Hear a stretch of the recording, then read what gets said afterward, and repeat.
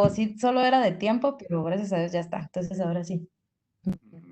Entonces vamos a empezar la clase de cáncer de tiroides.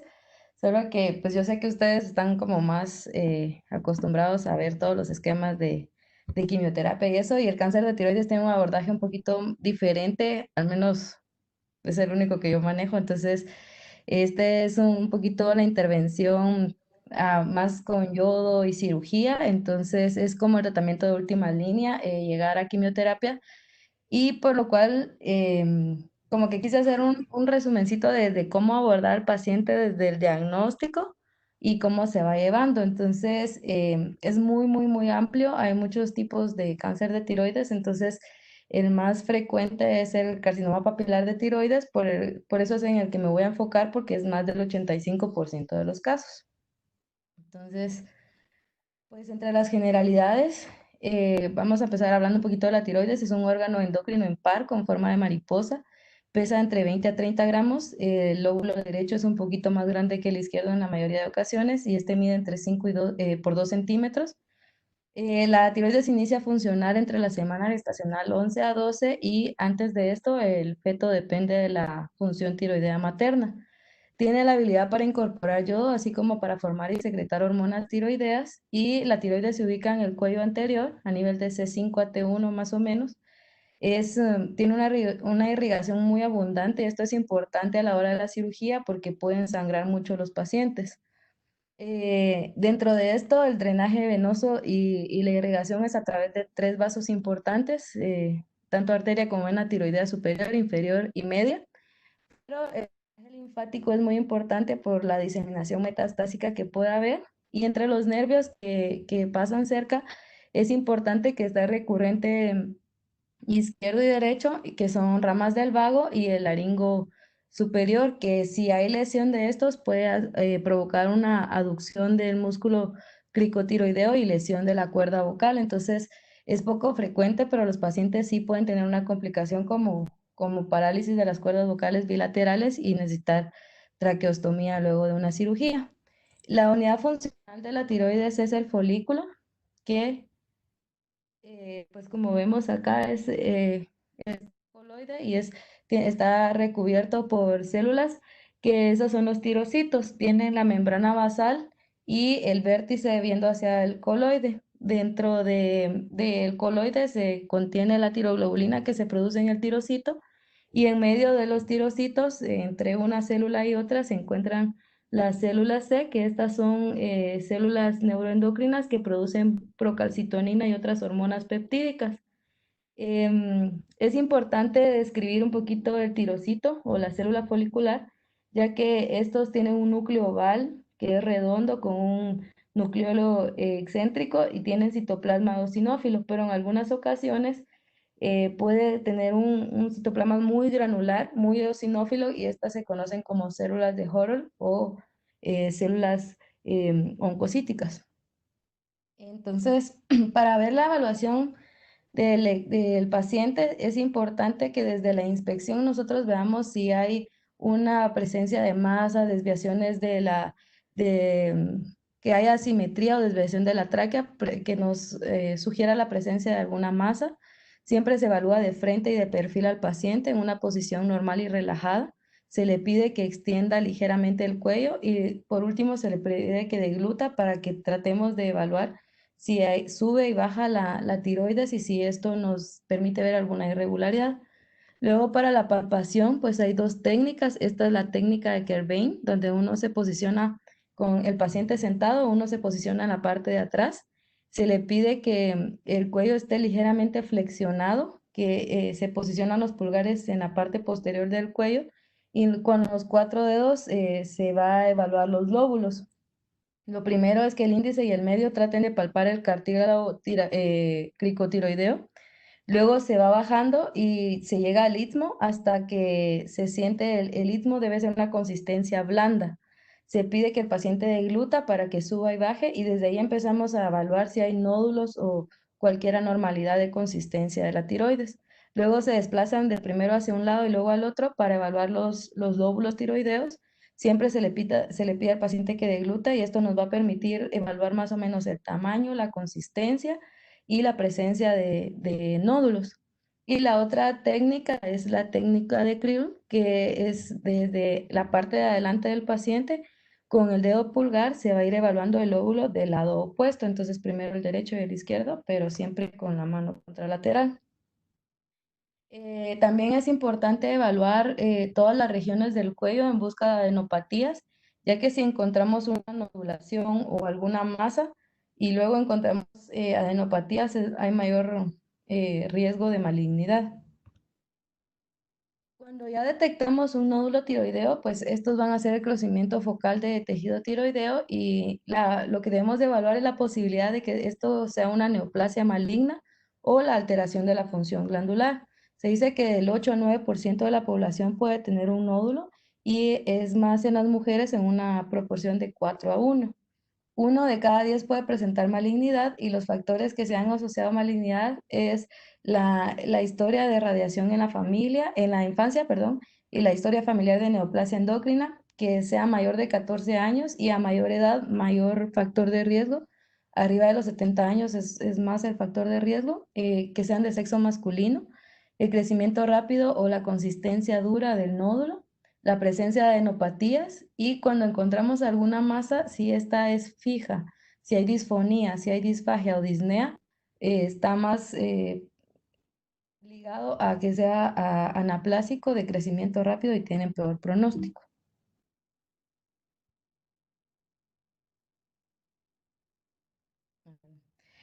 Luego, para el abordaje bioquímico, pues es importante medir la TSH y T4 libre. Esto desde que detectamos el nódulo, porque esto nos va a orientar como para ver si puede ser, porque la TSH está inhibida, sugiere como hipotiroidismo, o perdón, TSH inhibida, es presencia de hipertiroidismo, puede ser un nódulo tiroideo autónomo, y entonces se debe evaluar la realización de un gamagrama o un ultrasonido. Y también pues se debe valorar realizar anticuerpos antirreceptor de TSH para estudio de un hipertiroidismo autoinmune. Esto es menos frecuente que sean ligados a enfermedad maligna. Sin embargo, si la TSH está elevada, podríamos estar frente a un paciente con hipotiroidismo, pero está la posibilidad de una enfermedad autoinmune y en esto se van a evaluar la determinación de anticuerpos antitiroideos. El siguiente paso es realizar el ultrasonido tiroideo, pues este es un ultrasonido normal donde vemos el istmo, el lóbulo derecho, el lóbulo izquierdo, la carótida y la tráquea. Este es normal, sin embargo, si este en ultrasonido presentara un nódulo, los rasgos que se han asociado a malignidad son las hipoecogenicidades marcadas, que los bordes del nódulo sean mal definidos, la presencia de microcalcificaciones dentro del nódulo, el aumento del diámetro anteroposterior, que en esta imagen se vería como más alto que ancho, que sea sólido, que haya invasión al parénquima circundante o extensión extratiroidea, que la elastografía sea rígida predominantemente, pero esto depende mucho del operador, y que haya flujo interno o mixto. Esto quiere decir como a la hora de hacer el Doppler, que se vea vascularidad central.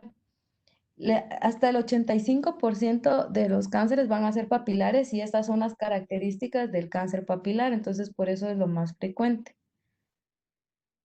Hay varias escuelas que nos dicen de radiología que nos dicen cómo interpretar el estudio de un nódulo del ultrasonido. Entonces está aquí en la parte izquierda se ve la escuela coreana, luego hasta la derecha está la europea y en medio está la del colegio americano. Todas tienen una escala de 1 a 5 en el T-RADS y a mayor el número, mayor riesgo de malignidad. Entonces, que va a variar depende de los puntos que le dé cada escuela.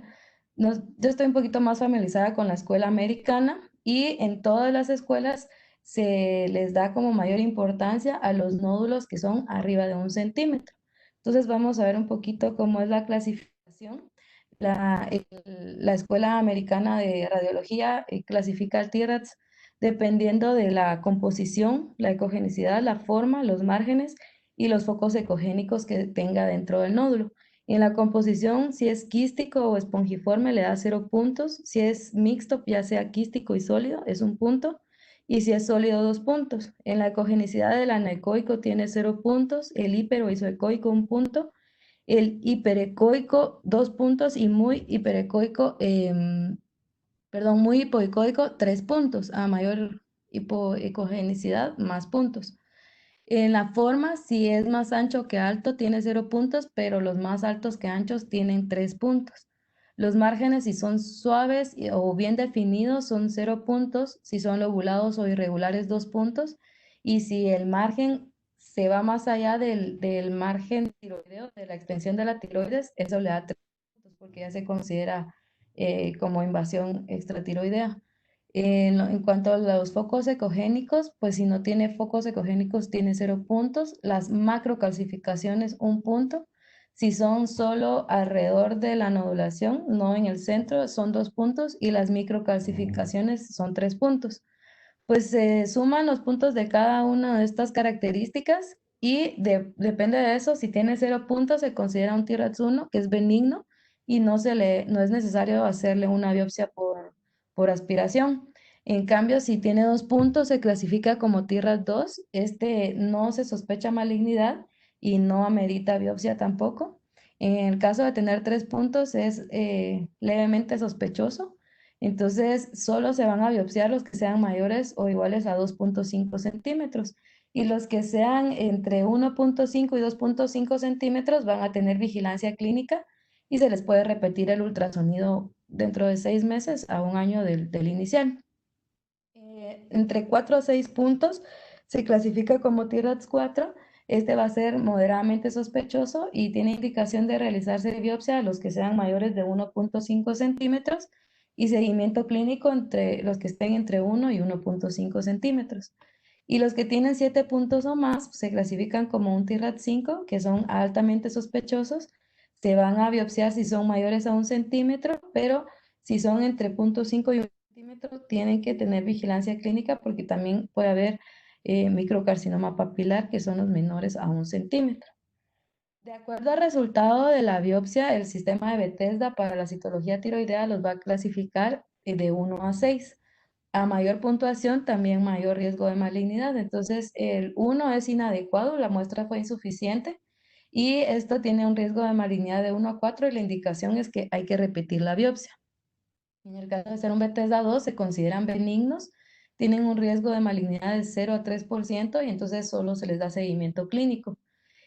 Al ser Bethesda 3, pues estos se clasifican como atipia o lesión folicular, pero de un significado incierto. Entonces, la mayoría de veces se vigilan, se les puede hacer un ultrasonido al año, viendo si crecen más de 0,2 centímetros en 2 diámetros. Entonces, se considera que ya es indicación de biopsiarlos. El riesgo de malignidad es entre 5 al 15%. Cuando son Bethesda 4 se considera una neoplasia folicular o sospecha de neoplasia folicular. Entonces, estos tienen un riesgo de malignidad del 15 al 30%. Se puede valorar un estudio transoperatorio con la resección de solo el óvulo donde está el nódulo y esperar pues ya el reporte de patología transoperatorio. En el Bethesda 5, este ya tiene una sospecha de malignidad de 60 a 75% y lo indicado es que el paciente vaya a quirófano, que se retire el óvulo donde está el nódulo sospechoso y que transoperatoriamente, de confirmarse que se trata de un carcinoma, se complete la tiroidectomía. Y lo mismo en el Bethesda 6, este ya es suficiente la biopsia para diagnosticar el cáncer y entonces ya tiene un riesgo de malignidad del 97 al 99% y lo que se indica es la tiroidectomía de una vez. En cuanto al cáncer de tiroides, pues dentro de las generalidades se dice que según la Agencia Internacional para la Investigación del Cáncer de la OMS, en el 2012 nos decía que se ocupó el cáncer de tiroides el 15º lugar en frecuencia entre todos los cánceres y que se estimaba que para el 2017 ocuparía el sexto lugar con una tasa de 6,9 casos por 100.000 habitantes hombres y 21,4 casos por 100.000 habitantes mujeres. Sin embargo, según los últimos guías y reportes, ha habido incremento de la incidencia. Actualmente se considera, bueno, estos eran del 2017 los datos, 14,3 por 100.000 personas año. Y se considera que el cáncer diferenciado de tiroides es más del 90% de los casos. Estos, dentro del cáncer diferenciado está el cáncer papilar y el folicular, y el papilar es más del 85%. El incremento de casos se debe a que se detectan más cáncer papilar menor de 1 centímetro, que es el microcarcinoma que les mencionaba, y algunas guías coreanas ahorita dice que esto se podrían vigilar.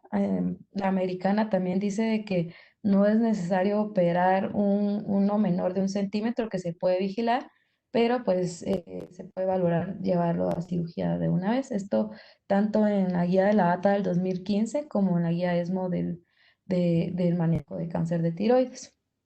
Entonces, para clasificar las neoplasias de tiroides, pues se van a partir como en tumores epiteliales primarios y secundarios. Dentro de los primarios están los tumores de células foliculares, que pueden ser benignos, serían los adenomas, y dentro de los malignos el carcinoma puede ser diferenciado. Dentro de estos está el papilar, el folicular y el poco diferenciado. Y dentro de los indiferenciados está el anaplásico, que tiene pues muy mal pronóstico a corto plazo. Dentro de los tumores de células C es el carcinoma medular, y dentro de los tumores de células foliculares y células C son los carcinomas medulares foliculares mixtos. También hay tumores no epiteliales primarios como los linfomas malignos, sarcomas y otros que son un poquito más raros o menos frecuentes. Entonces, lo que les decía, principalmente van a ser tumores de células foliculares y la mayoría de ellos diferenciados. Entonces nos vamos a centrar un poquito más en el carcinoma papilar tiroideo, que este es un tumor epitelial maligno con evidencia de diferenciación folicular y se caracteriza porque tiene formación de papilas y un grupo de cambios nucleares característicos. Esta es la neoplasia tiroidea más frecuente entre el 50 y 90% de los carcinomas foliculares y tiroideos bien diferenciados. La presentación va a ser la mayoría de veces en pacientes entre 30 y 50 años, en promedio de los 45 años. Se da más en mujeres en el 60 al 80% de los casos. Tiene invasión a ambos lóbulos muy variada, entre el 20 al 80%. Y la invasión extratiroidea se da más o menos en el 15% de los casos. El 35 al 50% de los ganglios cervicales extirpados presentan afectación, y el 60% de los casos se captan en estadio 1 y en estadio 2 el 22% de los casos. 1 a 7% registran metástasis, y la enfermedad en estadio 4 o las que tienen metástasis a distancia en el momento de la presentación o que se captó al paciente. Para el carcinoma papilar de tiroides, pues estos se caracterizan por ser tumores firmes, no encapsulados o parcialmente encapsulados. Algunos son quísticos y tienen la presencia de necrosis e índice mitótico alto, que se asocia a un componente agresivo. En el resultado de la BAF, pues vemos que tienen núcleos mayores que las células normales y se solapan. Esto tienen algunas invaginaciones que recuerdan como granos de café, que son los que están señalados con las flechitas, y la cromatina es hipodensa y los límites van a ser irregulares. El microcarcinoma que les mencionaba, pues lo define la OMS como aquellos menores de 1 centímetro y tienen una incidencia de 1 por 100.000. Algunos subtipos, unos más agresivos que otros. El primero es el folicular. Estos son células de revestimiento de los folículos neoplásicos. Presentan las mismas características que los observadas en el carcinoma papilar típico, y el predominio de los folículos sobre las papilas es completo.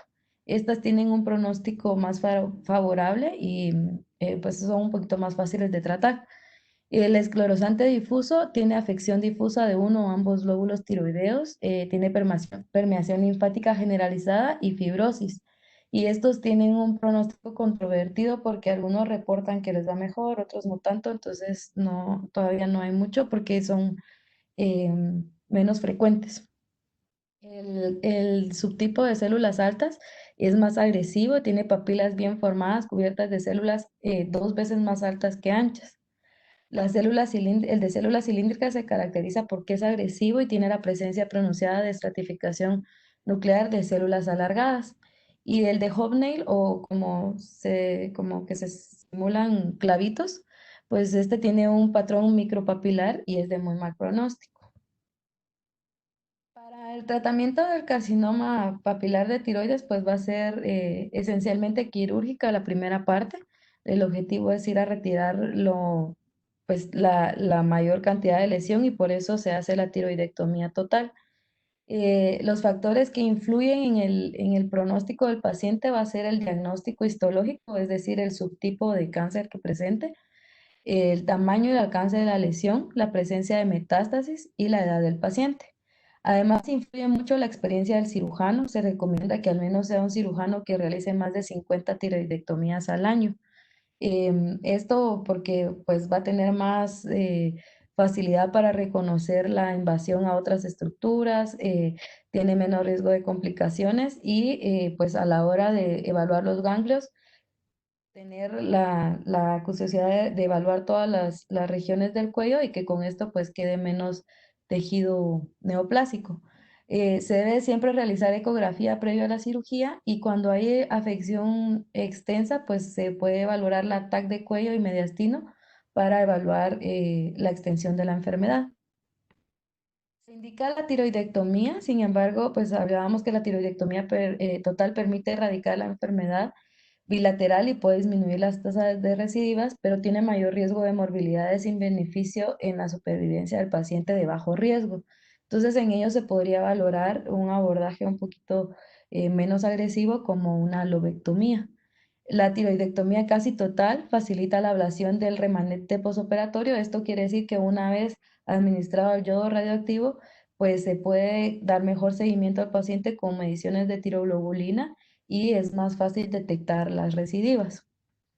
Cuando se considera la lobectomía, pues esta se va a considerar en pacientes con microcarcinoma papilar, estos son los menores de 1 centímetro, que sea intratiroideo, o sea, no puede haber afección a tejido extratiroideo y debe ser unifocal. Si hay lesión en el lóbulo contralateral, pues se indica de una vez la tiroidectomía total. Esto pues también puede ser la lobectomía en tumores menores de 4 centímetros, pero sin extensión extratiroidea o metástasis clínica, sin anomalías nuevamente en el lóbulo contralateral y sin rasgos histológicos de alto riesgo. Y en los pacientes que fueron ya operados, pues se debe completar la tiroidectomía en el caso que se considera que era benigno y al resultado de patología resultó un carcinoma, pues se debe completar siempre hasta llegar a una tiroidectomía total. Siempre es importante que no solo evaluar lo que está en la tiroides, sino los ganglios. Se deben de evaluar todas las regiones y en base al estudio preoperatorio del cuello que incluye la exploración del ultrasonido. Los ganglios con afección clínica pues deben de tener disección terapéutica y la disección del compartimento es preferible a que solo quitar algunos ganglios de varias regiones. Los que tienen mayor riesgo de malignidad son los centrales, que en este caso sería la región 6. Las complicaciones postquirúrgicas que pueden presentar son en la lobectomía unilateral, pues esta tiene menos riesgo de presentar hipocalcemia por hipoparatiroidismo postquirúrgico y la parálisis temporal de las cuerdas se da en un 3% aproximadamente de los casos. En la tiroidectomía total, pues puede haber hipocalcemia temporal en el 7-10% de los casos, pero dependiendo de la extensión de la enfermedad, a veces cuando hay disecciones radicales de cuello, los pacientes quedan con hipopara ya posquirúrgico permanente. Y en esos casos, pues pueden tener hipocalcemia permanente en el 0,5 a 1% de los casos. Entonces, como dato, además, debemos de vigilar que el paciente no haga hipocalcemia pues que sería como tener un calcio menos de 8,5 sérico o calcio libre menos de 4 y tener síntomas como parestesias, arritmias, tetanias o ansiedad, que nos estarían hablando de que el paciente puede estar cursando con hipoparatiroidismo postquirúrgico. En cuanto a la estadificación, es importante porque esto nos va a dar cuáles son las metas de tratamiento y el abordaje que se le va a dar al paciente. Entonces, hay varias clasificaciones. Está la de la Unión Internacional contra el Cáncer y la AJCC, que se basan tanto en el TNM como en la clínica del paciente. Para el TNM, pues vamos a hablar de la extensión del tumor primario, la ausencia o presencia de metástasis a ganglios y la ausencia o presencia de metástasis a distancia. Para hablar del TNM, pues este se ha ido modificando. La primera clasificación fue en 1992 y era como el estado del tumor tiroideo primario en función al tamaño de la lesión primaria. Y todos los pacientes menores de 45 años, ya fuera por cáncer papilar o folicular, se consideraban estadio 1, salvo en la presencia de metástasis, en la que ya se clasificaban como estadio 2. Habían 16 categorías distintas. Para el 2001, luego se modificó nuevamente en el 2010. Básicamente, pues se fue haciendo más complejo cada vez. Era necesario examinar 6 ganglios linfáticos para decir que la cantidad de ganglios era suficiente para decir como que era un N0, si había más de 6 que no tenían afección. La conformación de las subclases se fue dando el T3, T4A y T4B, que antes no estaban estas subclases, y en el carcinoma medular no se registró distinción en cuanto a las edades, y en el conjunto de tumores anaplásicos, pues todos se incluyeron en el estadio 4. Entonces, esta era como la clasificación que inició, luego la versión del 2002 y la versión del 2010, donde vemos que cada vez se fue subdividiendo más cada clase, pero les quiero mostrar que pues esas eran las versiones, ¿verdad? Menos de 45 y más de 45 años, como les decía, cómo se fue subdividiendo. Sin embargo, la JCC8 hace una nueva clasificación en el 2017, como que hace la última actualización, donde se dice que el corte de edad cambió de 45 a 55 años. Además, la extensión extratiroidea mínima detectada histológicamente únicamente fue quitada de T3. N1 ya no se clasifican los pacientes en estadio 3 y ahora la subclase T3A es una nueva categoría para los tumores mayores de 4 centímetros que están confinados a la glándula. El T3B es una nueva categoría para los que tengan extensión extratiroidea al tejido muscular y los ganglios a nivel de la región 7 fueron clasificados a N1 en lugar de 1B. Las metástasis a distancia en pacientes mayores se clasificaban en estadio 4B. Entonces, estos son los cambios que tuvo la última actualización y vamos a ir describiendo un poquito, pues, cómo es el TNM según la última actualización del 2017. Está aquí en conjunto, pero para que le damos un poquito más gráfica, pues TX es la que no se puede evaluar, T0 es la que no tiene evidencia de lesión tumoral, T1 son los que son menores de 2 centímetros y estos se van a ir en 1A si es menor de 1 centímetro y en 1B si es entre 1 a 2 centímetros. El T2 es el que es mayor a 2 pero menor a 4 centímetros. El T3 es mayor a 4 centímetros pero se divide en T3A y T3B, dependiendo si está limitado únicamente a la tiroides o si puede llegar a invadir estructuras adyacentes, solo que sean músculo nada más. El T4 pues ya es extensión más allá de las estructuras de los músculos del cuello y estos se van a dividir en T4A, los que puedan ser resecados quirúrgicamente, y T4B, los que no se puedan resecar. Entonces, para ejemplificar esto, está este dibujito donde primero, pues T1A vemos que son menores de 1 centímetro, luego tenemos T1B donde son entre 1 y 2 centímetros, T2 que está entre 2 y 4 centímetros, T3 que son los de ya más de 4 centímetros que tienen extensión extratiroidea, T4A es el que abarca otras estructuras que no sean músculo pero que se pueden resecar, y T4B los que abarcan otras estructuras pero que no se pueden resecar quirúrgicamente. Para evaluar el N, pues vamos a ver la presencia de los nodos. NX no se puede evaluar, N0 no tiene evidencia de lesión a los ganglios, y esto ya vimos que tienen que ser en más de 6 ganglios. N0A, pues se confirman que son benignos, N0B son regionales. El N1 son metástasis a ganglios regionales, el 1A van a ser los que sean, como son los de más riesgo, son los que son más cercanos, entonces en 6 o 7. Y 1B son los que son un poquito más distales a la tiroides, que abarcarían las regiones 1, 2, 3, 4 y 5. Y para la LM, pues son metástasis a distancia, sí o no, va a ser 0 o el M1. Entonces, esta es la que ejemplifica los nodos. NX pues es el que no se puede evaluar, el N0 pues no tiene afección.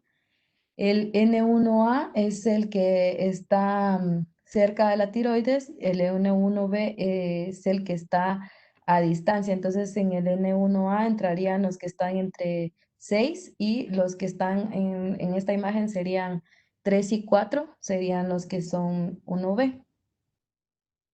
Pues con esta tablita al final nos resume que dependiendo en esta nueva clasificación que vemos de primero, la edad más o menos de 55 años, si son menores de 55 años, pues van a estar todos en etapa uno o 2 y ya solo se termina de clasificar dependiendo del M y de los demás N y T que nos dé la estadificación.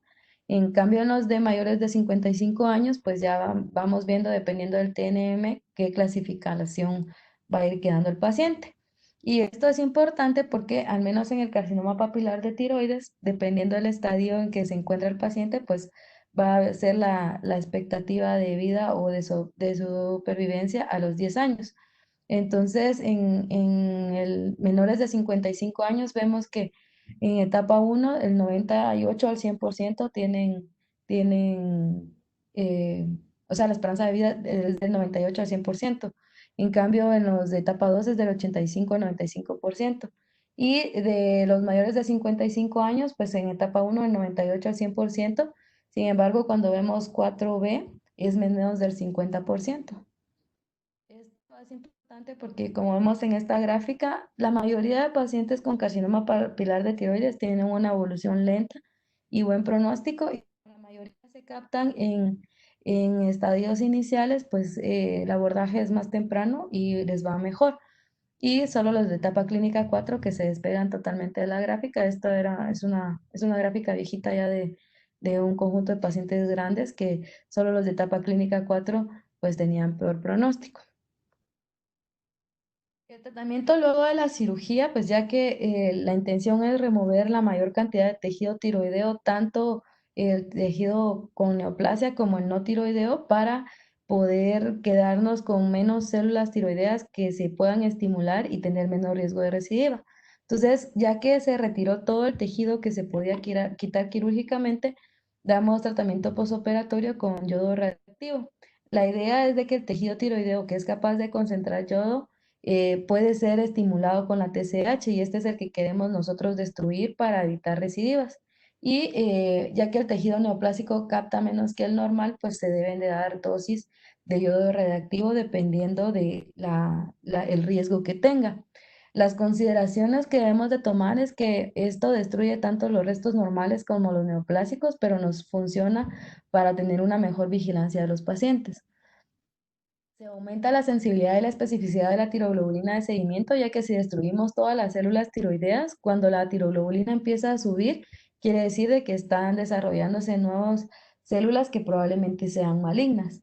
Destruye los carcinomas ocultos o microscópicos, todos los residuos que pueden ser neoplásicos que no se alcanzan a ver ya en el procedimiento quirúrgico o macroscópicamente, y hace posible la obtención de rastreo gamma gráfico corporal completo con yodo radioactivo posablativo. La dosis que se da luego de la cirugía es la dosis ablativa y luego de esto se hace un estudio de imagen para ver dónde captó y hasta dónde es la extensión de la enfermedad. ¿Qué debemos de considerar? Pues de que la ablación con yodo no se recomienda de rutina luego de una tiroidectomía en los pacientes de bajo riesgo. Esto según la ATA, porque es una recomendación débil de baja evidencia. Sin embargo, esto está en países donde tienen una mayor vigilancia, tienen los pacientes más adherencia, se pueden estar haciendo los ultrasonidos, se hacen tiroglobulina, anticuerpos. Sin embargo, si no existe la posibilidad de hacer esto, se considera darle una dosis más baja de yodo como para asegurarnos de destruir todas las células que pudieron quedar y que tenga menos riesgo el paciente a largo plazo. En cuanto a la ablación con yodo, no se recomienda luego de una lobectomía o tiroidectomía en los pacientes con microcarcinoma papilar, y esto también tiene una evidencia moderada y es una recomendación fuerte.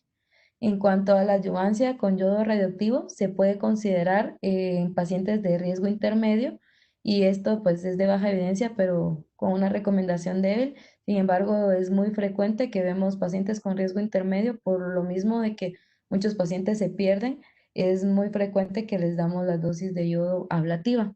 Y la adyuvancia con yodo se recomienda de rutina, esto con una recomendación fuerte y moderada calidad en todos los pacientes de alto riesgo.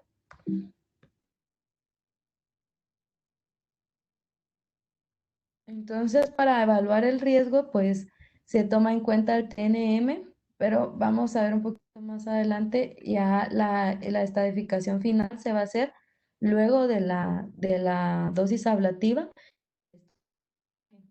pero para considerar qué dosis de yodo, pues se puede considerar que los de riesgo bajo con un T1A o T1B pueden tener una dosis más pequeña de hasta 30 milicuris. En los de riesgo intermedio, que ya sean T3 o dependiendo de las lesiones metastásicas a distancia, pues ya se puede considerar dosis de 100 hasta 150 milicuris. Esto va a depender obviamente de las condiciones del paciente y si tolera esas dosis de yodo. Y en los de alto riesgo ya se valoran dosis un poquito más altas, entre 150 hasta 200 milicuris, dependiendo de la extensión y de la condición general del paciente. Para administrar la dosis de yodo radioactivo, pues se debe retirar la hormona tiroidea. Esto se debe suspender 4 a 6 semanas previo a la administración del yodo. Y hay pacientes que no toleran retirar totalmente la levotiroxina tanto tiempo. Entonces, porque puedan convulsionar, pueden presentar hiponatremia, por trastornos cardíacos que se ponga mucho en riesgo el paciente. En estos casos, pues se debe valorar el uso de la liotironina y esta puede suspenderse 2 semanas previos a la administración del yodo. El objetivo es llevar al paciente a una concentración de TSH superior a 25 a 30, de preferencia que si es de alto riesgo sea mayor a 30. Em, en los pacientes que definitivamente no se logra suspender o que son de riesgo intermedio, los de riesgo alto se trata de no darles TSH recombinante, pero en los de riesgo intermedio sí se puede valorar administrar TSH recombinante intramuscular, se les administra 0,9 miligramos durante 2 días consecutivos y en el día posterior se administra el yodo radioactivo. Una vez que se administró el yodo, pues ya se instaura o se reanuda la administración de la levotiroxina. El objetivo es que cuando vemos el eje hipotálamo hipófisis tiroides, pues desde arriba viene el estímulo de la TRH hacia la hipófisis para la secreción de TSH. Esta va a estimular a su vez a la glándula tiroidea y en el folículo va a estimular que se capte yodo y que a través del NIS ingrese a la célula y ahí se dé el ensamblaje de la hormona tiroidea que se va a liberar al torrente sanguíneo. Una vez que están las hormonas tiroideas en la circulación, estas van a servir como una retroalimentación negativa que va a hacer que ya no se siga secretando grandes cantidades de TRH y así inhibe el eje. Al nosotros suspender la hormona tiroidea y el paciente no tener tejido tiroideo, pues va a bajar las concentraciones de hormona tiroidea y esto va a estimular que se produzca más TRH, más TSH y la TSH va a estimular a las células tiroideas que quedaron remanentes para que estén ávidas de yodo. La idea es de que esta célula ávida capte más el yodo radioactivo y esto pues lleve a que la célula pues se destruya. Hay algunas complicaciones que se pueden o alteraciones no tiroideas asociadas a la administración de yodo y pues es que el paciente se contamine si se toca la piel, pelo, ropa con pues luego de la administración del yodo, pues que haya contaminación. Por eso todos los pacientes que se les da una dosis arriba de 29,9 deben de estar ingresados para la administración del yodo radioactivo. También se puede acumular fisiológicamente en las glándulas salivales, en la boca, en el esófago, en la nariz, en el estómago, en el colon, en la vejiga, en las mujeres jóvenes en las mamas y puede haber captación hepática difusa. Esto es importante porque cuando vemos el gamagrama luego de la dosis ablativa, pues van a ser normales estas áreas de captación. También en procesos inflamatorios puede haber captación en los pulmones o en los bronquios en algunas lesiones cutáneas o dentro de los senos también o en las regiones periodontales. Y otras alteraciones que se pueden presentar, pues ya son menos frecuentes en estroma ovárico. Obviamente aquí también funcionaría porque se quiere destruir este tejido tiroideo ahí ectópico, en quistes renales, en el timo, en el esófago o también en casos de derrame pericárdico. Em, Luego de la administración del yodo, pues se realiza el rastreo corporal y la idea es de que nosotros logremos identificar hasta dónde había extensión de la enfermedad y esto nos va a ayudar a tanto como a terminar de clasificar el riesgo inicial del paciente de recidiva, como para ver si no captó en ningún lugar, también es probable que estas células sean desdiferenciadas y no capten yodo y esto va a ser un pronóstico un poco más difícil del paciente. Se va a considerar de bajo riesgo de recidiva a todos los pacientes que no tenían, solo tenían enfermedad local, no había metástasis a distancia, que todo se resecó quirúrgicamente todo el tumor, en los que no había invasión regional o a estructuras adyacentes, cuando no tenían una histología agresiva de las que les mencioné al principio, como células altas, enclavo o las variables de carcinoma que tienen células columnares. Entonces, estos tienen mejor pronóstico. Luego de la administración del yodo, por eso es de que se termina hasta aquí, hasta este momento se termina de clasificar al paciente, pues se debe evaluar si habían focos metastásicos fuera del tejido de la tiroides y pues si esto fue captado por el gamagrama. Si había o no lesión vascular, al no haber lesión vascular, estos se consideran de bajo riesgo y este riesgo se considera como a 5 años de muy bajo pronóstico en cuanto a recidiva. También, pues cuando hay afección a nodos, pero que son menores a 5 en número o que son menores a 0,2 centímetros. Y pues todo esto nos va a ayudar a definir el riesgo y cuáles son las metas de tratamiento en cuanto a la supresión de la hormona tiroidea que nosotros necesitamos hacer. El riesgo intermedio de recidiva van a ser aquellos que tienen invasión a tejido peritiroideo, pero es tejidos blandos, que tienen invasiones en el cuello, pero que estos se considera que fueron captados la dosis ablativa. Pueden ser aquellos que presenten células de mal pronóstico, como las que ya mencionamos, o los que tienen invasión vascular. Y en los casos de que sean afectados más de 5 nodos, pero menores de 3 centímetros. Y los de muy alto riesgo de recidiva van a ser aquellos que tengan invasión a tejidos blandos, que no se pudo resecar completamente el tumor, que quedó todavía lesión macroscópica al momento de la cirugía, que tengan metástasis a distancia, que tengan una tiroglobulina muy alta que sugiere metástasis a distancia, aunque no la hemos encontrado estructuralmente todavía cuando hay afección de nodos que son mayores a 3 centímetros o que hay invasión vascular en más de 4 eh, lugares. Entonces, esta grafiquita lo que nos quiere decir es de abajo hacia arriba, entre más características presenta, más riesgo de recidiva va a tener el paciente. Y pues en el caso de que los pacientes que presentan todavía lesión macroscópica luego de la cirugía, pues antes de darles el yodo se debe valorar la radioterapia porque la dosis de yodo no va a ser efectiva cuando el tejido es muy abundante, entonces no termina de captar, no termina de destruir las células y no se optimiza el tratamiento con el yodo y solo desperdiciamos una dosis de yodo en el paciente. Es mejor terminar de primero lo macroscópico con radioterapia y luego dar el yodo, la dosis ablativa. Entonces, esta se puede considerar en cuello y mediastino. Es extenso en pacientes mayores de 45 años que no se pudo quitar completamente quirúrgicamente y o en las lesiones que no captan yodo porque son células desdiferenciadas que ya el MIS no funciona, entonces no hay ingreso de yodo a la célula y aunque le demos la dosis de yodo de 200 milicuries, no las va a captar y no van a destruir esas células.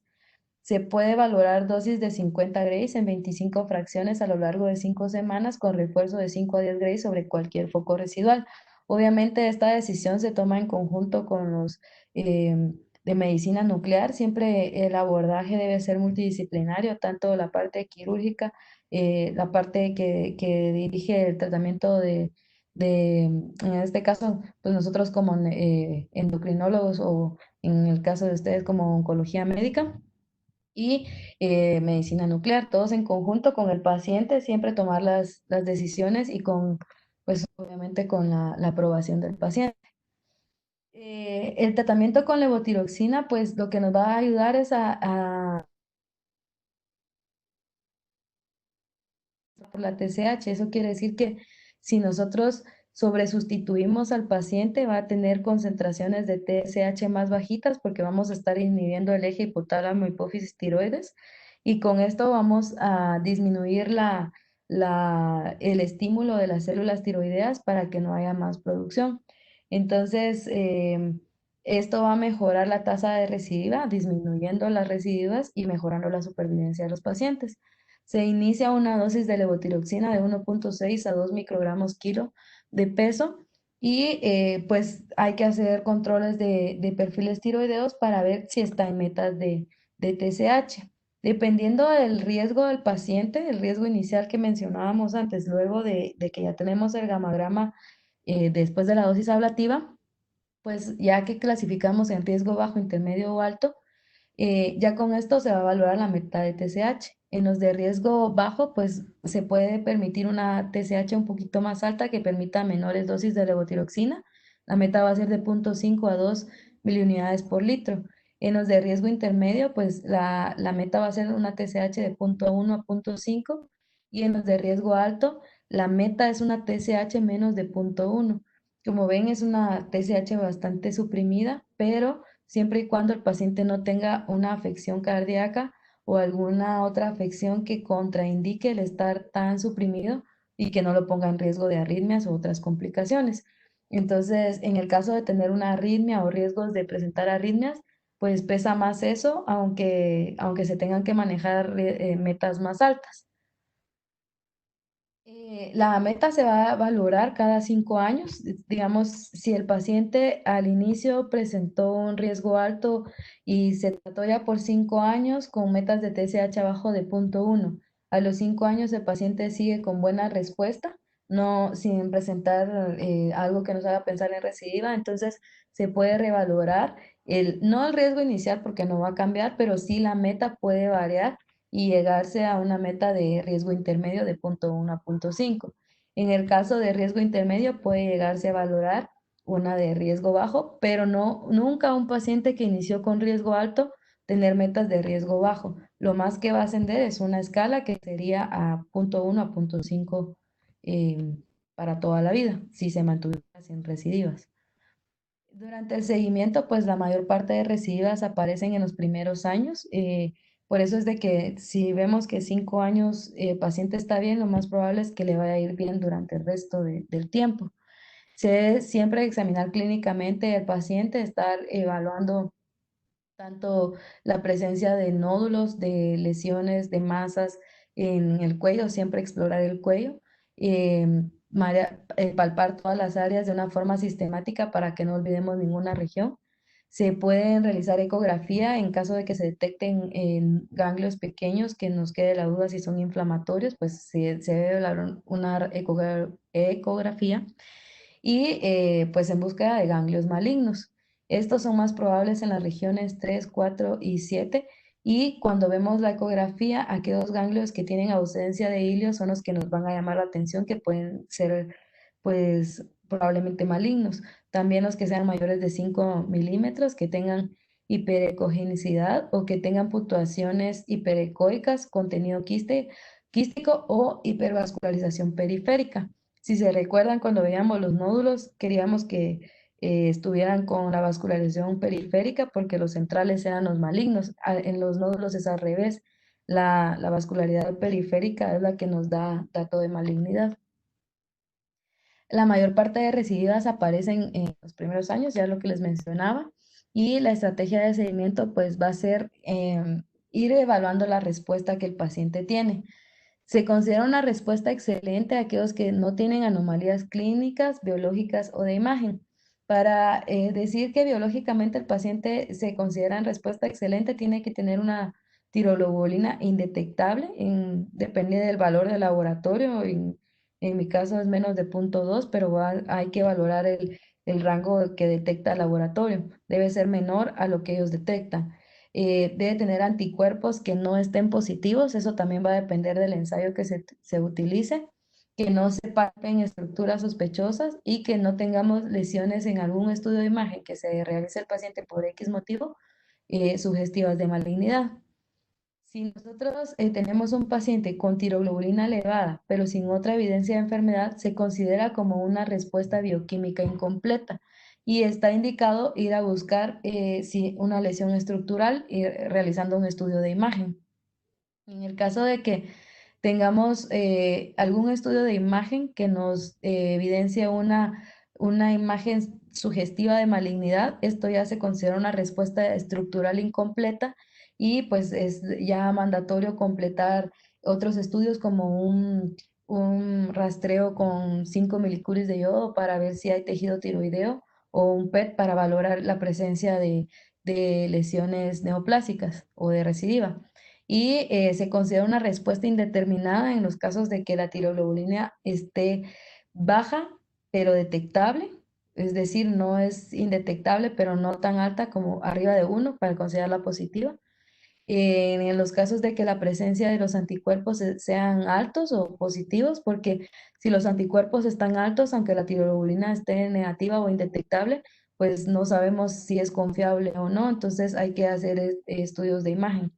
Si hay anomalías pequeñas y avasculares en el lecho tiroideo, que pueden ser datos de fibrosis, o en el caso de que hayan ganglios linfáticos pequeños en la ecografía, y entonces hay que buscar otro método diagnóstico para evaluar si hay malignidad.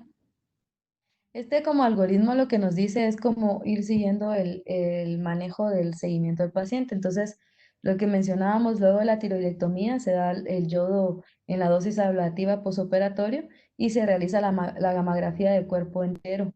Si no hay evidencia de la enfermedad, pues ya se le da un seguimiento al paciente que al inicio puede ser 3 meses, a los 6 meses y luego se puede ir espaciando hasta una vez al año.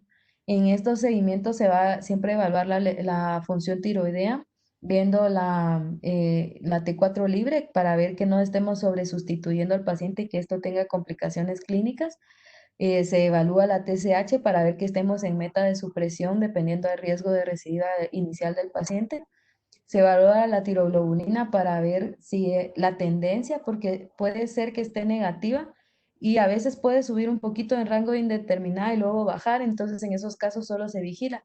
Lo que se va a vigilar es la tendencia, si sigue subiendo y subiendo y subiendo, hay que buscar porque probablemente está ahí replicación celular. Luego, pues la ecografía cervical en casos de que tengamos duda de que hay recidiva y si en ninguna, pues hay evidencia de la enfermedad, el seguimiento se va a ir aplazando hasta 6 a 12 meses, siempre bajo la misma vigilancia. En el caso de que se considere en duda, pues también se puede realizar una tiroglobulina estimulada con una dosis de TSH recombinante y la idea pues es valorar si la tiroglobulina es mayor a 5 o 10, dependiendo de lo que se utilice para ver si es con suspensión o con deshecha recombinante, para ver si hay sospecha de recidiva. Si la tiroglobulina es indetectable y una ecografía normal, pues se puede considerar de que estamos en metas y se puede reducir la dosis de levotiroxina con seguimiento anual con T4 libre, TSH, tiroglobulina y valorar si es necesario hacer la ecografía. Si tenemos tiroglobulina detectable sin otras anomalías, pues se puede repetir la tiroglobulina estimulada con TSH recombinante a los 24 meses incluso para ver si aumenta o la tendencia de la tiroglobulina. Y cuando tenemos tiroglobulina detectable con otras anomalías, pues está indicado el retiro de la levotiroxina, dar nuevamente para buscar que, o sea, ya aquí documentamos una recidiva, el tratamiento va a ser nuevamente con dosis de yodo radioactivo, pero ya no se consideraría una dosis ablativa, sino una dosis terapéutica que puede variar también entre 100 a 200 milicuris dependiendo de las condiciones del paciente y la cantidad de actividad tumoral que tenga. Y pues estar valorando todo el tiempo la respuesta del paciente. Las recidivas locorregionales se pueden producir en el 5 hasta el 20% de los pacientes. Em, Más de un tercio de las intervenciones se relacionan con de las reintervenciones se relacionan a que la primera cirugía no fue completa, no se quitó macroscópicamente todo lo que se podía quitar y esto es lo que más va a impactar en la recidiva locorregional. Y las pequeñas metástasis en los ganglios linfáticos se pueden tratar con yodo radioactivo. Cuando son de 8 a 10 milímetros, se pueden resecar. También hay que valorar que la dosis acumulada del yodo radioactivo, pues siempre se va contando, no la de los estudios diagnósticos para estas que se hacen con 5 milicuries, como un gamagrama diagnóstico, pero sí todas las dosis desde la ablativa, todas las dosis terapéuticas ya que algunos consideran que arriba de 600 milicuris, otros 800, como que ya hay resistencia al yodo y puede ser signo de que ya se desdiferenció la célula. No se recomienda dar dosis mayores, sin embargo, nosotros llegamos a tratar pacientes hasta con 1000 milicuris como tope de dosis acumulada. Cada vez que se da la dosis de yodo terapéutico, pues se debe hacer un rastreo corporal completo y valorar si captó yodo. Si nosotros damos una dosis de yodo terapéutico y no capta el yodo, esa célula ya se desdiferenció y no se va a beneficiar de continuar dándole yodo. Esto se debe, pues luego de dar el yodo, la dosis terapéutica, se va a reevaluar al paciente en 6 meses, nuevamente con tiroglobulina, anticuerpos, TSH y valorar pues si fue efectiva o no la dosis. En cuanto a las metástasis a distancia, pues estas se pueden presentar en el 9% de los casos. Las pulmonares se van a tratar con yodo radioactivo. Los síntomas son infrecuentes, pero se evidencian como infiltrados macronodulares difusos. Las metástasis óseas, pues se pueden detectar incluso en tomografías o resonancias, se pueden presentar como dolor o inflamación o incluso pueden llegar a presentar fractura a los pacientes. El tratamiento puede ser focal cuando hay complicaciones neurológicas y se puede valorar la cirugía tras embolización, radioterapia, ablaciones o inyecciones de cemento. Las metástasis a distancia que captan yodo, pues se debe valorar una nueva dosis de yodo terapéutica de entre 100 y 200 milicuris cada 4 a 6 meses durante 2 años. No se deben dar dosis tan seguidas ni pasarse de los milicuris que les mencionaba.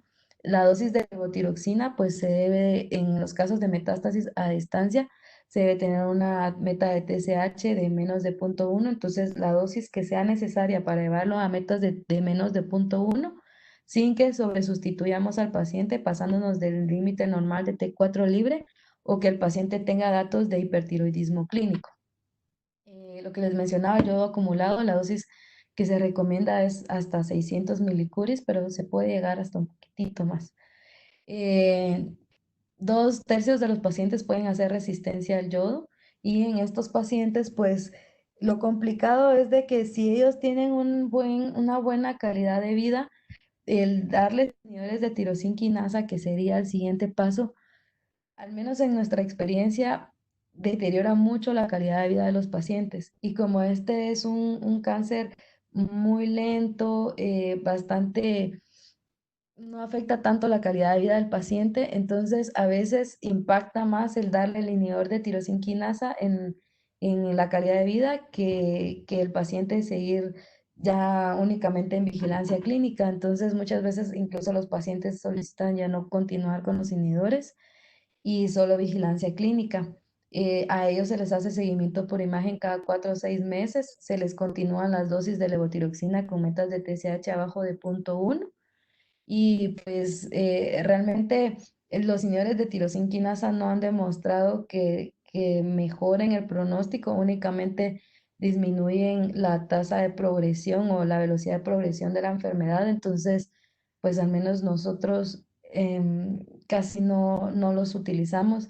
Los pacientes, muy poquitos lo llegan a aceptar y muchos abandonan el tratamiento. Y por último, pues comentarles que el 24 de septiembre es el Día Mundial del Cáncer de Tiroides y pues que vemos que es un cáncer bastante más frecuente de lo que pensábamos. También es importante, pero muchas de las veces que los pacientes presentan cáncer de tiroides y tienen otra comorbilidad importante, el éxito del tratamiento está en las otras comorbilidades porque es un cáncer bastante lento que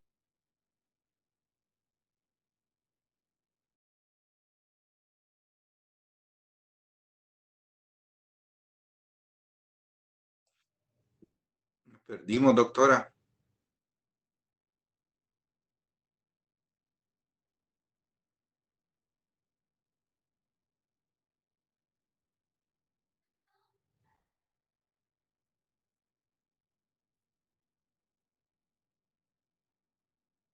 ¿Ustedes oyen a la doctora? No, no se escucha. Se perdió.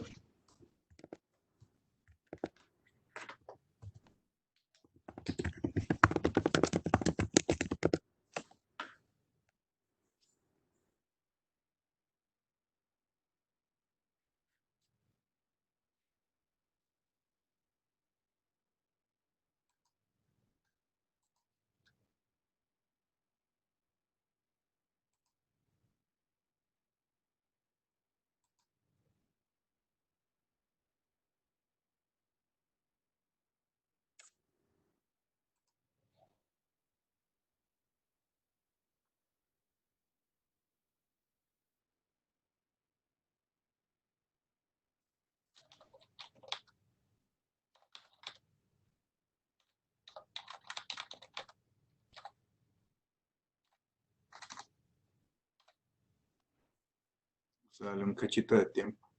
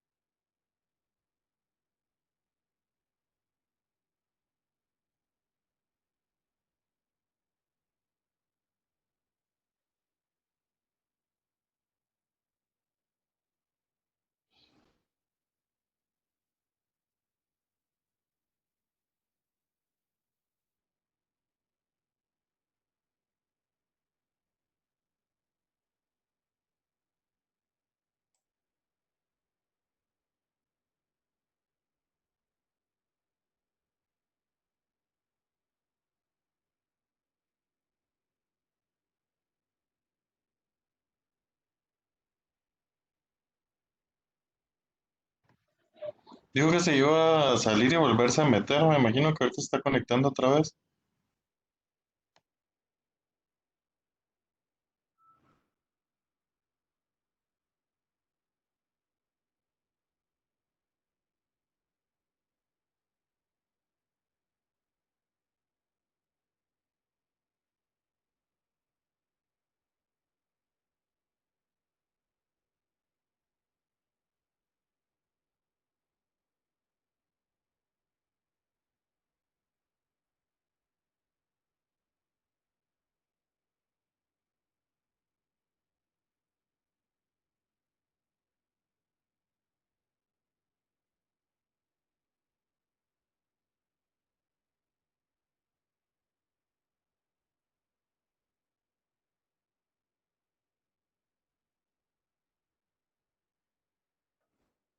conectando.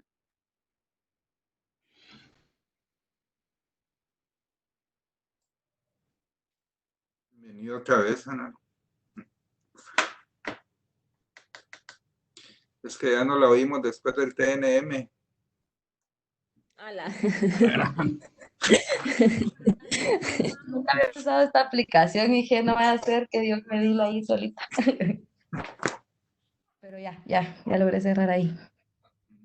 Pues no sé si les quedó alguna duda o algo del... Los quise como llevar desde que uno detecta el nódulo hasta el proceso del cáncer de tiroides más frecuente que es el carcinoma papilar, pero no sé si tienen dudas o algo en que yo les pueda aportar.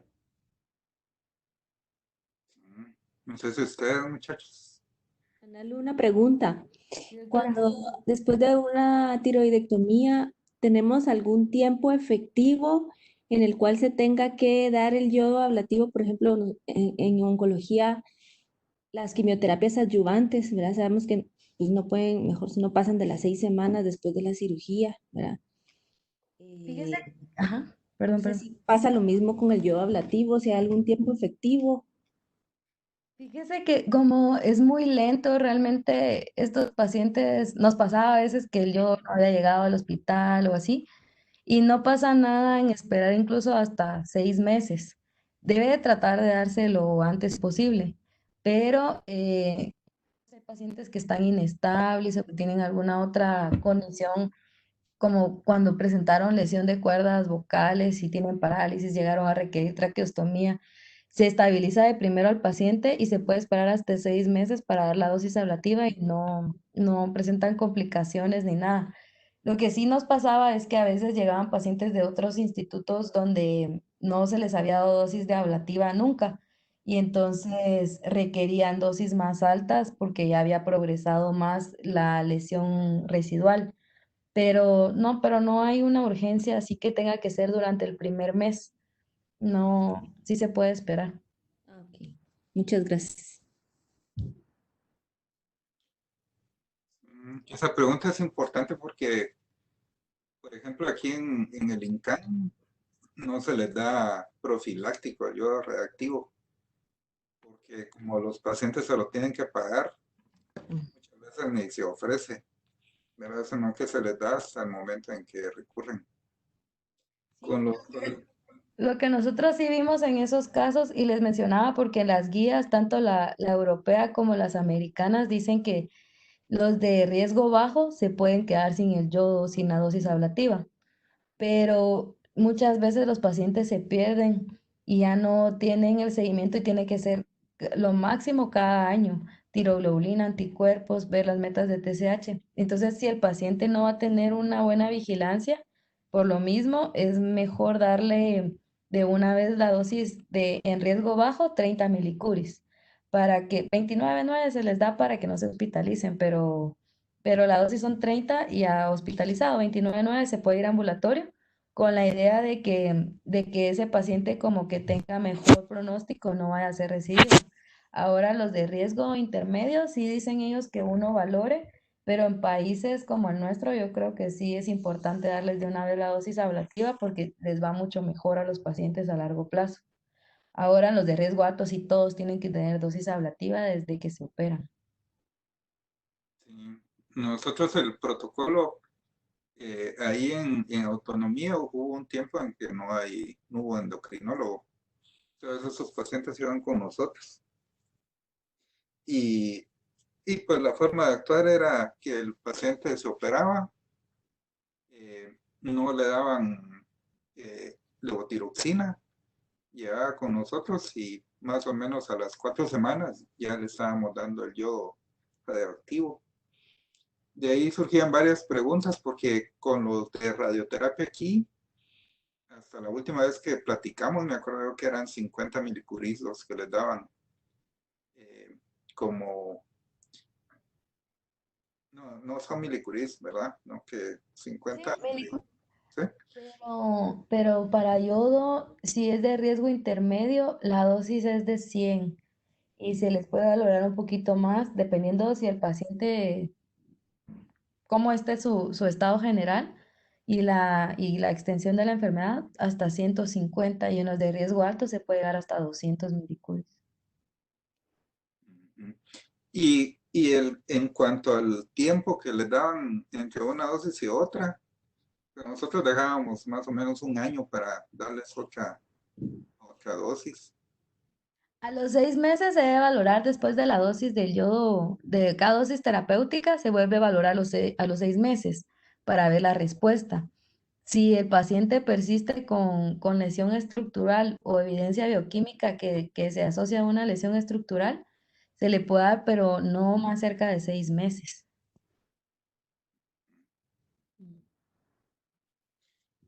Sí, y ahí los hospitalizaban, doctora, cuando los daban yo, cuando les daban esos 30 milicuris. pero se hospitaliza en un lugar especial, con Sí, flow. doctor, medicina nuclear tenía un piso y tienen para medir la radioactividad y todo esto. Entonces, los de 29.9 se podían ir a casa, pero, y sí hacían como un aislamiento parcial en casa, digamos. Pero los de arriba de 30, que serían los de riesgo intermedio y riesgo alto, sí se hospitalizaban 5 días, porque se les daba el yodo, se les vigila y luego se les hace rastreo de una vez y se vigilan otros 2 días. Entonces 5 días estaban hospitalizados. Yo les comentaba que ayer que el año, hace como unos 3 años, algo así, eh, una paciente saliendo, aquí no las hospitalizan, aquí no se hospitalizan los pacientes, y mucho en lo de la Esperanza los deja un día, y los del Hope no los mandan a su casa. Y les dan dosis de 150 a la mayoría, ¿verdad, doctor? No, yo me acuerdo que era de 50, si era bajo riesgo, no sé si habrá cambiado, pero más bien uno tendría que poner en la 465 cuánto quiere, ¿verdad? Que eso fue lo que habíamos hablado con ellos.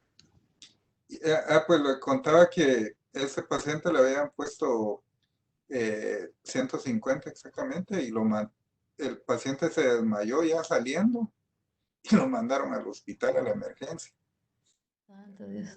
Entonces ahí Todo nos llamaron para radioactivo, ver todo. qué se hacía con el paciente, porque dónde lo íbamos a Ujú. aislar ahí, ¿verdad? Y peor, también hay que evaluar, incluso con los que se les da 29.9, si hay niños o embarazadas en la casa, tienen que aislarse donde no tengan contacto con ellos porque es altamente teratogénico. Sí. Lo otro que me llamaba la atención es que de la radioterapia externa, ese siempre ha sido también un motivo de controversia con cirugía oncológica, que a aquellos no les gusta utilizar radioterapia externa en los pacientes eh, que no se les hizo la resección completa, sino que de una vez darles el yodo y la levotiroxina, ¿verdad? La inyección. Que cuando es mucho el remanente, la dosis más grande que se le puede dar es de 200, pero no alcanza a destruir las células, entonces se les dan los 200 y queda mucho tejido residual todavía, entonces llegan a usar los 600 así y no, como que no tienen beneficio porque no llegan a destruir todo, entonces en cambio si se les da la radioterapia antes y luego se le da la dosis ablativa de 200, es mucho más efectivo y entonces ya quedan en metas los pacientes. Por eso es de que sugieren que antes de como dar la dosis ablativa, evaluar si el cirujano dice que quedó mucho tejido residual, mejor la radioterapia antes.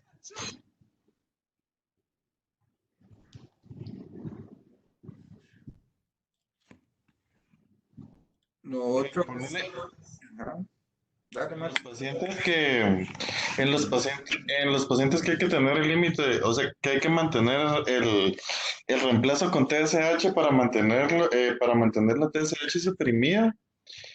Ese, o sea, cada cuánto le va sacando la TSH para ir valorando que se va alcanzando la meta y cómo se va titulando. O sea, le vas aumentando la dosis como se calcula primero por kilo, después se dobla o algo así.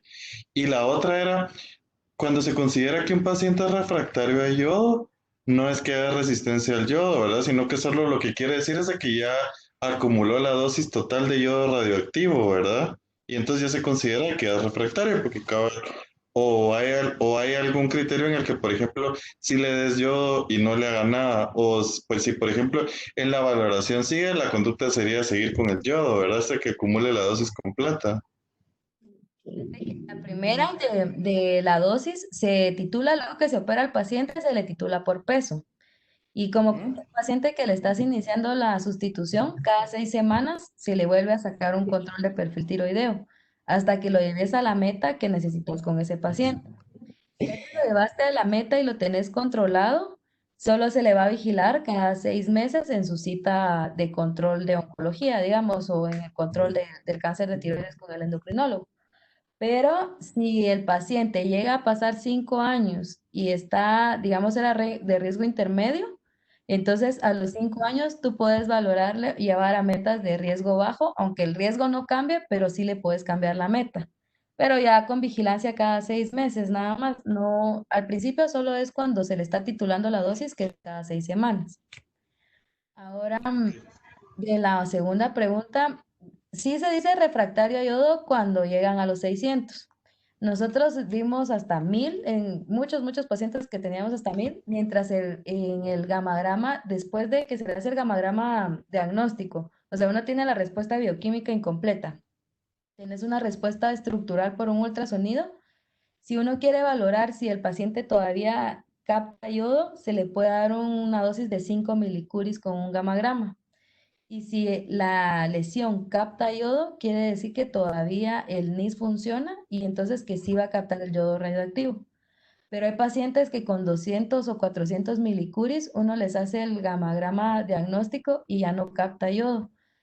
Eso se van a ver mejores las lesiones en PET y entonces esa se considera que ya se desdiferenció la célula y esas sí ya no se van a beneficiar de darles yodo radioactivo. Gracias.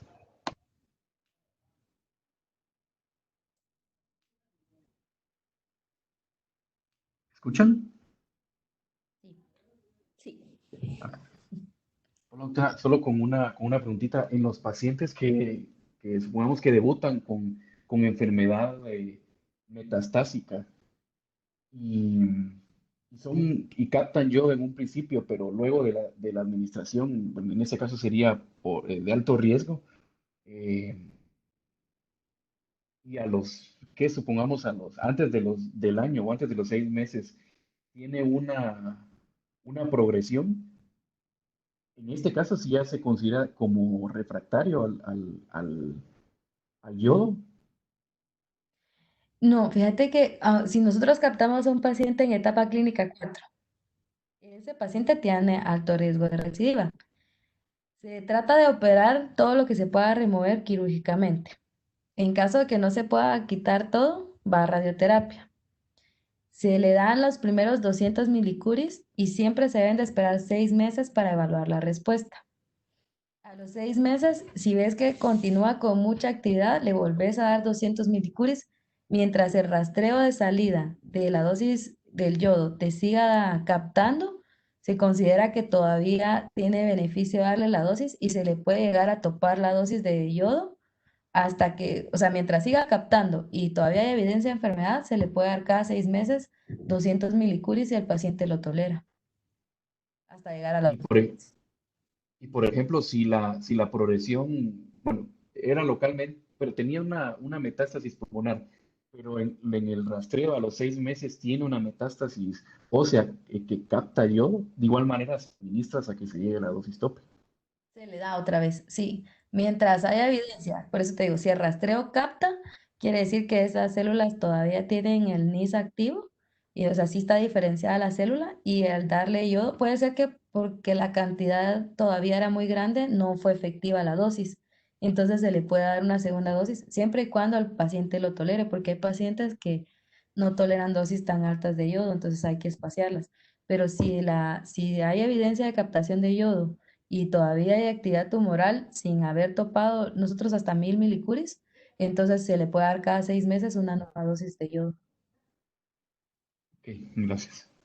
Analu, ¿y qué pasa en la situación? Entiendo que puede ser muy rara, pero que llegas a los 1000 milicuris y el paciente sigue con captación, o sea, la célula todavía no está desdiferenciada y sigue con captación a yodo. Ya no se le puede Sí, dar ajá, por pensamos en temas cambiar de tratamiento o porque ya no se le puede dar porque con dosis muy altas acumuladas hay riesgo de otras neoplasias. Entonces ya no se le da más yodo y honestamente, nosotros la mayoría de veces los dejábamos en vigilancia. Solo si presentaban muchos síntomas, se les valoraban los inhibidores de tirosinquinasa.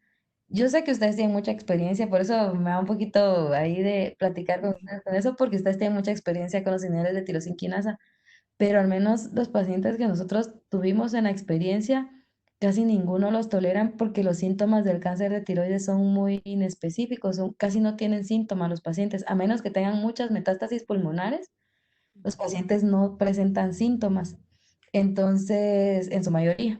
Entonces, cuando uno les da, los inhibidores no toleran los efectos adversos y descontinúan el tratamiento. Mm. Entonces ya solo les dábamos vigilancia clínica básicamente y llegan a vivir bastante tiempo algunos así todavía. O sea, de hecho a veces se complicaban más de otras cosas que por el cáncer. Ok, gracias. Sí, era como lo que hablábamos ayer en los artículos de Karin, el artículo del sorafenib y del lenvatinib, que no mejoraba la sobrevida global, solo la Ujú. sobrevida libre de progresión. Sí, de hecho nosotros sorafenib les dábamos allá, pero sí no lo toleraban. Y como no era tanto el beneficio, entonces, de hecho en onco teníamos pacientes compartidos con onco, ellos les iniciaban y cuando llegaban con nosotros ya decían así como, miren, ya no lo estoy usando y ya solo se quedaban en vigilancia. Muy buenas noches. Sí, doctora, fíjese que eso estaba, cuando usted lo mencionó, volví a revisar los artículos, pero fíjese que, bueno, sí, y como mencionó, ¿verdad? Lo que mejoró fue pues la sobrevida libre de progresión, pero en los artículos que yo tengo, pues no se pudo evaluar la sobrevida global porque hubo un crossover. Entonces, pero tal vez, como usted lo dice, tal vez es un cáncer tan lento y también fue como una táctica de la farmacéutica, ¿verdad? No sé, al final. Sí, puede ser. Pero fíjate que es que estos pacientes por lo general ya son pacientes mayores. Si vieron, entre más joven es el paciente, menos riesgo de que sea neoplasia tiene. Y entre más grande es, mayor riesgo de mal pronóstico. O sea, les va peor a los más grandes. Entonces, un paciente que tenés ya con 70 años, con esperanza de vida a los 10 años, es muy fácil que les pase algo más antes de que sea por el cáncer directamente la causa de muerte. Entonces, sí teníamos pacientes que nosotros vigilamos mucho tiempo y que llegan a fallecer por otras cosas. Obviamente, sí tuvimos algunos pacientes que progresaron enfermedad pulmonar así, muchas metástasis, unas tomografías horribles, pero la mayoría en vigilancia y pueden estar mucho tiempo. La verdad es de que no es un cáncer tan agresivo, entonces, y si se trata temprano, les va muy bien a los pacientes. Sí, sí, incluso en el estudio SELECT, en el de lenvatinib, como no recuerdo, pero las toxicidades de grado 3 creo que eran como el 70%, algo así, 6 pacientes creo que se murieron en el brazo de Lemba. 6 se murieron Que secundario al uso es de la el que droga. está como de elección. Ujú. Entonces sí, por eso es de que no, casi no lo, casi no lo tolero. Sí, en la consulta externa habrán por lo menos unos 5 pacientes que les hemos dado porque la progresión fue muy rápida, ¿verdad? Y tenían síntomas y por lo menos a 4 les ha ido bien con el sorafenib, Como sorafenib. con sorafenib, que es el que tenemos. Pero digamos, Jóvenes. los pilares del cáncer de tiroides, la cirugía, la levotiroxina y el yodo radiactivo, ¿verdad? Con esos 3 tendría uno que arreglárselas e ir dejando como los inhibidores de tirosina quinasa para que los casos que, que Ujú. hay que darles. Ujú. Sería como último recurso. Sí, pero no eran pacientes jóvenes, doctora. Eran pacientes mayores de 60 años, por lo menos 3. Ah, qué Sí, bien. hay una doctora que es patóloga del Roosevelt que por lo menos llevará ya unos 6 años. Y cabal, cuando le hemos querido quitar el sorafenib, envuelve el tumor de una forma muy, muy agresiva, ¿verdad? Realmente, pues cuando hay que usarlos, pero hay que Y si lo mantenerlos. tuviera el paciente es un buen recurso. La verdad es que solo que que al menos yo sí vi muchos pacientes que no toleraban los efectos del medicamento, entonces, pero si lo tolera el paciente, claro, sí, sí se puede utilizar, están indicados y todo. Sí. No sé si hay alguien, alguna otra intervención. Si Yo no, solo pues, agradecer a Ana Lucía por tan buena presentación y por compartirnos. realmente nos aclaró muchas dudas porque este tema, uno en onco, pues de repente va enfocándose más en esos casos de tirosinquinasa, pero toda esta parte para repasar lo del cáncer de tiroides temprano nos aclaró mucho. Así que gracias, doctora. Y Sí, esperemos muchas que no sea gracias. la última vez. No, una disculpa que un poquito estos días han estado bien, bien corridos. Les quería presentar un caso para hacerlo un poquito más didáctico. Lo voy a preparar y se los presento otro día que tengan tiempito ustedes, porque realmente nosotros vimos muchos pacientes. Nosotros teníamos una clínica de tiroides allá, el equipo era muy bueno porque había comunicación con el equipo quirúrgico y medicina nuclear. Se hacía la sesión de tiroides todos los lunes, todos los pacientes que se operaban se presentaban en sesión, entonces desde antes de que se operaba se presentaba y se acordaba como el plan terapéutico del paciente. Y siempre que un paciente progresaba, se volvía a presentar en sesión para que en conjunto todos decidieran si se operaba nuevamente, si se daba yodo o si se beneficiaba de radioterapia. Y la verdad es que a muchos pacientes les fue muy bien, pero tal vez por eso yo me enfoqué un poquito más en la primera parte, porque el éxito está en el manejo temprano del cáncer. Si el cirujano tiene experiencia, a los pacientes les va mucho mejor. Y con yodo, la mayoría de veces, sabiendo vigilar al paciente, que el paciente también colabore en estar, pues, en su seguimiento y todo, pues les va bastante bien y al menos nosotros muy contaditos los pacientes que llegaron a inhibidores de tirosinquinasa y al menos les comparto mi experiencia, no nos iba muy bien porque no toleraban ellos el medicamento, no porque no realmente dejara de progresar, sino que era más bien porque ellos descontinuaban el medicamento, entonces era como la limitante ahí. Pero muchas gracias, para mí es un placer y un orgullo poder presentar acá con ustedes un poquito de mi experiencia desde el lado de endocrinología. Yo sé que ustedes tienen mucha más experiencia con todo lo demás, pero desde el punto de vista de endocrinología, mi experiencia con el cáncer de tiroides. Y pues, gracias, doctor, por tomarme en cuenta y a las órdenes. Bueno, pues entonces nos miraremos mañana con todos y gracias por su asistencia. Buenas noches. Gracias, doctora. Feliz noche. Gracias. Muchas gracias.